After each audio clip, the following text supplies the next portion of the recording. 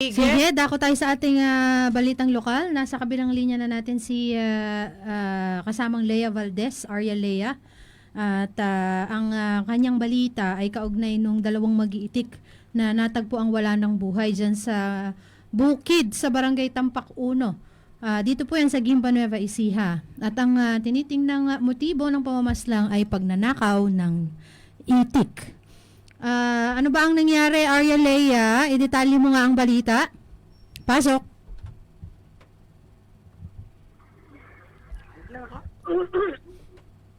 Humihinga pa. Arya Lea. Arya Lea.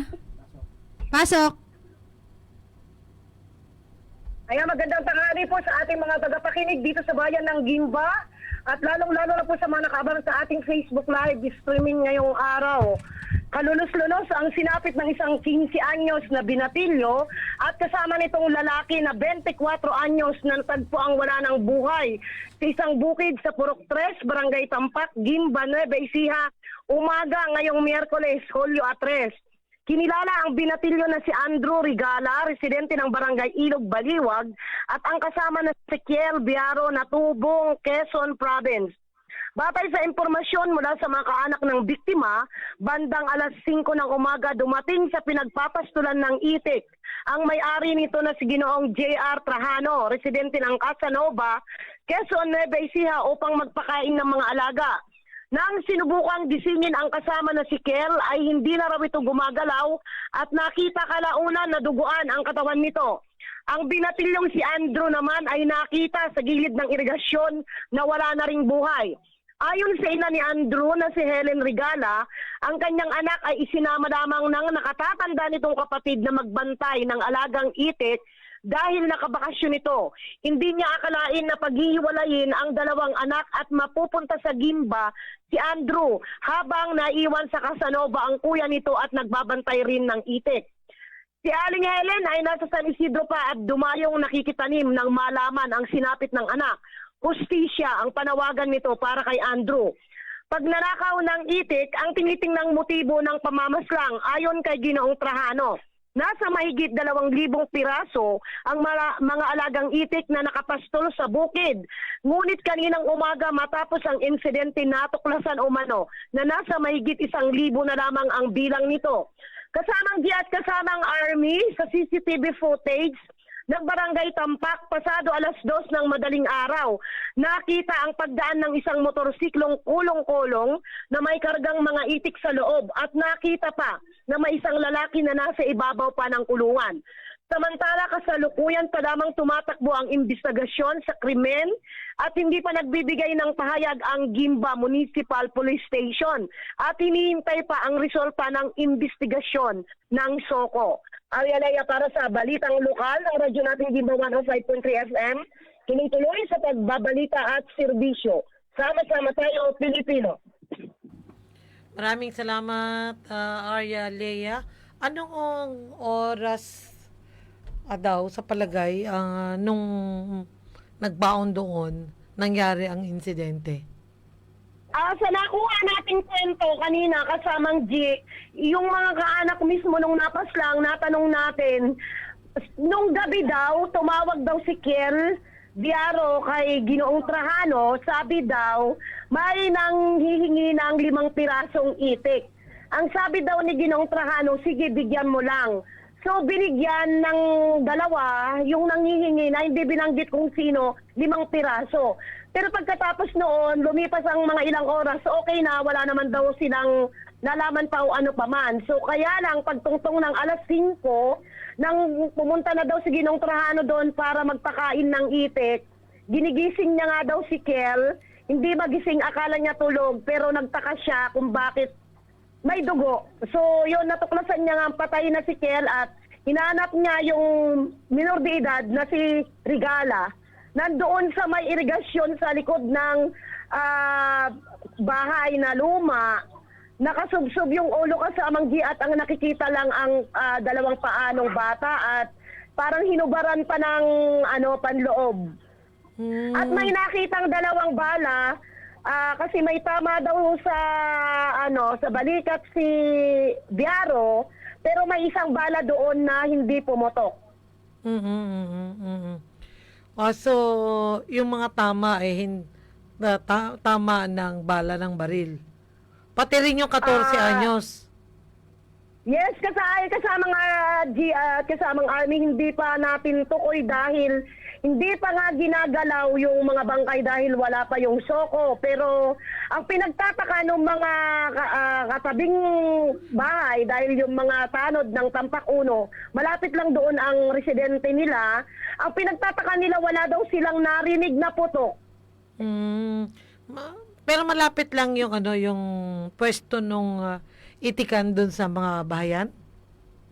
Yes, meron po malapit lang na kabahayan dito sa papuntang Tampak.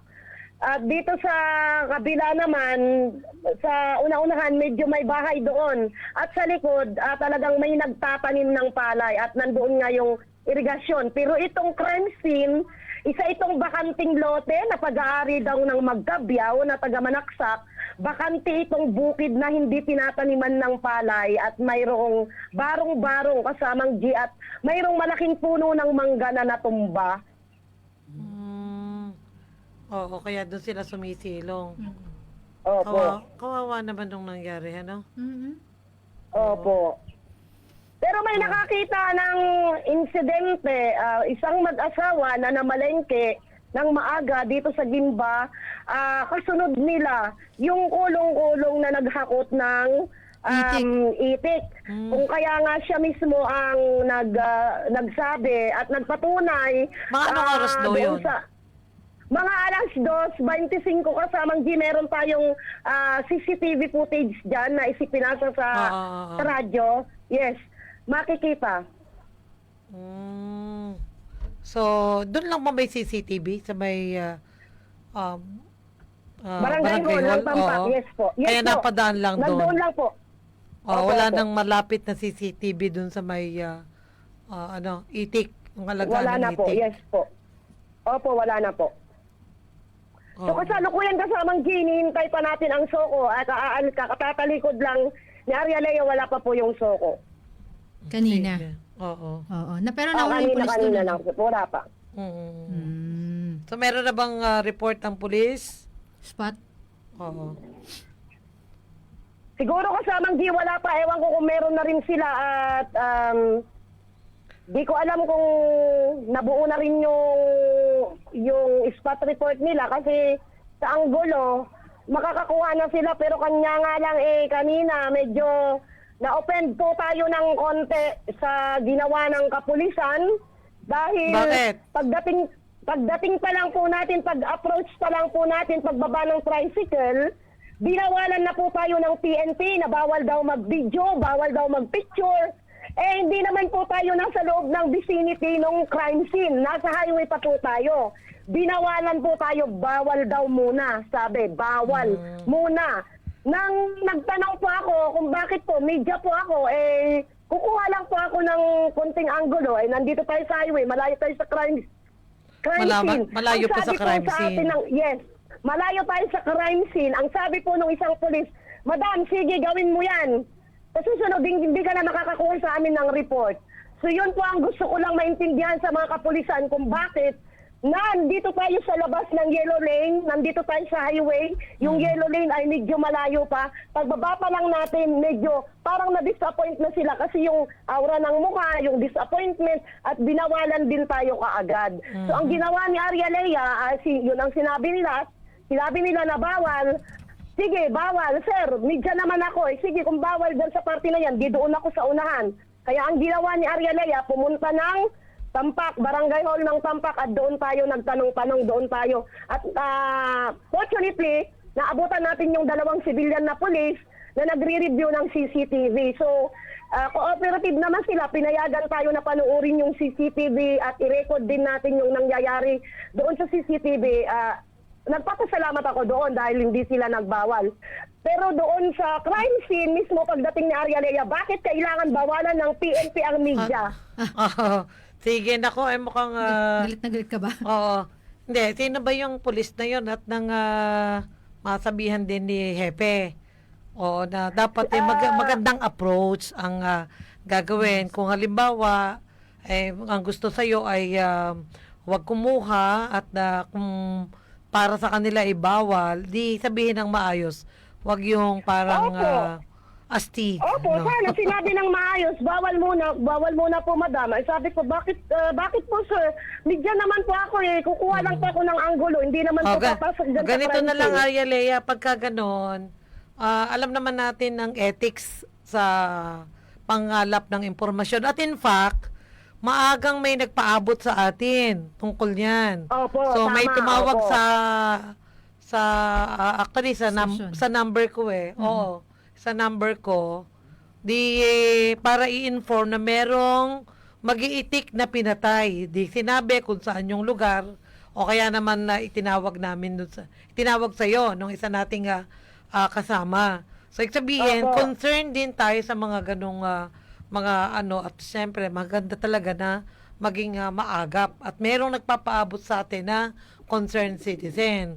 So ganun din sa police, meron din concerned citizen na nagpapaabot. Pero syempre, meron din silang sinusunod na protocol. Tayo naman Opo. din, meron din tayong mga protocol at ethics. O di sana, sinabi mo kay sir, ano ba pangalan nun?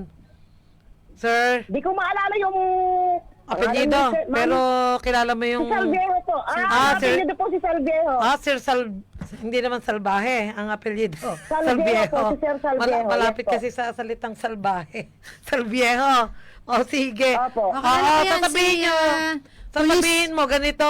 Ito, Ano? teka, Police Corporal Raymond Salviejo ba? Isa lang ba yung Salviejo Corporal? dyan? Oo. Ewan ko lang. Hindi natin alam, Basta pero- Salviejo daw. Basta Salviejo, Salviejo. Pinag- Oo, kay Sir Salviejo. O, ganito sasabihin mo kay Sir Salviejo. Sir, gawin nyo lang po yung trabaho nyo. At kami naman po bilang media ay gagawin po namin yung trabaho namin.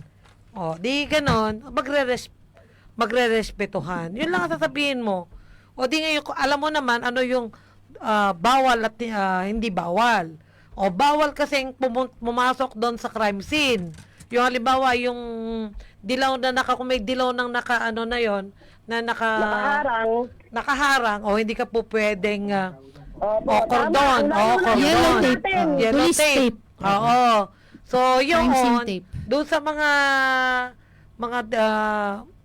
sa mga seminar kasi ng mga media, kasama yun sa mga sinasama sa sa mga bawal pasukin. Kasi Tama. hindi pumasok ka ba doon sa loob ng dilaw na tape na Naku, nakaikot? hindi po kasamang Gina, sa highway pa lang po tayo. At yung pong highway, at yun pong bakanting lote na yon, mayroon po siyang barikada na barbed wire. So mga kapulisan, nasa loob na po sila ng barikada ng barbed wire na yon. Kasi po private lot yun. Oo. Nandito pa lang po tayo sa highway, yes. Wala Pagbaba pa lang ni Arya Lea, yes. Oo, yung barbed wire, may pinakabakod, nakapasok ka doon, hindi pa? Hindi po, nandun pa nga lang po ako sa labas at nagbubungad pa lang ako sa kanila. Ang binungad na po sa atin bawal muna mag-video, bawal muna mag-picture, bawal muna mag-post. Okay, sige, ganito na lang. So, hinarang para ka agad. Hindi kayo, hinarang ka agad no? So, yun naman ay kabali-balita, no? Para sa atin, kabali-balita Newsworthy. for Oo. public knowledge, Oo. no? For public knowledge. Opo. So, sila naman, ang papel naman nila is hindi sa pagbabalita, kundi maimbestigahan kung ano yung mga pangyayari. Bakit daw ba hinarang? Ano ang rason? Dahil nauuna daw tayong magbalita kaysa sa kanila. Ganun Yung ba? ba yung sinasabi? Wag daw mo nga, wag daw. Sabi pero ang dinugtong kasi nila, wag muna magpo-post kasi sabi nung isang sibilyan doon na mama na siguro taga Tampak na siguro plano ganon. Wag muna po magpo-post kasi baka po makatakas yung suspect ganito ganyan, baka mapanood na nila makatakas di magkalit yung pag-iimbestiga. So yun, parang nagets ko, sige po, hindi na muna po ganun ako magpo-post, hindi muna ako mag-video, hindi muna ako magpipicture, doon na lang po ako sa unahan, which is, sa unahan, nakikita ko yung kawan ng mga itik, siguro mga 20 meters away pa. Doon na lang ako nag-picture, which is makikita naman natin sa picture, saka sa video na sinend ko. Doon ako nag-picture, doon ako Ganon din yun. nag-video. Ganon. So, okay. Wala naman tayong sinabing operasyon ng pulis siya dun sa ating pagbabalita. Kasi yun naman yung nila, side nila, 'di ba? Para na hindi sila magbibigay ng impormasyon kaugnay nung gagawin nilang operasyon at Dahil sinasagawa pa lang nila. Sinasagawa pa lang nila. Pero yung nangyari na insidente ay kailangan malaman talaga ng taong bayan dahil ano yan usaping security yan 'di ba? Kung ang pag-iingat na lang din ng yung pag-iingat hindi ng simpleng mga sabihin, peace and order. Kasi kung may mga nalabag, may krimen na ginawa. Oo. So, hindi yun usapin ng baka mamaya mapanood, hindi yun. Hindi nga yun, pero Oo, yung security, hindi paano yung security ng tao na para na merong ganitong gumagala na kriminal dito sa Gimba? Diba? Isa yun sa mga bagay kung kaya kailangan ng public knowledge. Yes. Oo.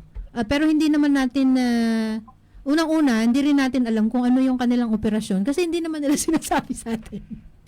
Sa pangalawa, Arialea, kung halimbawa, nagkakandak sila ng investigasyon sa pinangyarihan at may mga ini-interview ganon, i-respect mo din yon nang hindi ka makikisawsaw doon sa hindi ka tanong-tanong sisingit. kasi kanila yon. Opo. Kaya Ang nga sayo lang. po, lumayo ako Hindi pa ako lumalapit sa kanila hanggang sa dumating na po ito si Mr. Trajano, yung mag-asawa na may-ari ng Itikan, nandoon na po sa loob ng crime scene, nag-iimbestiga na sila at nag-i-interview. Hindi po talaga ako lumalapit, nandoon ako sa kabilang kalsada. So, tama yan. Sabihin, nagagawa at ginagawa mo naman yung proseso ng media. ng media na kung tapos syempre yun naman ay makabali-balita, newsworthy para sa publiko. Tama. Sige. Okay, maraming salamat, Arialea.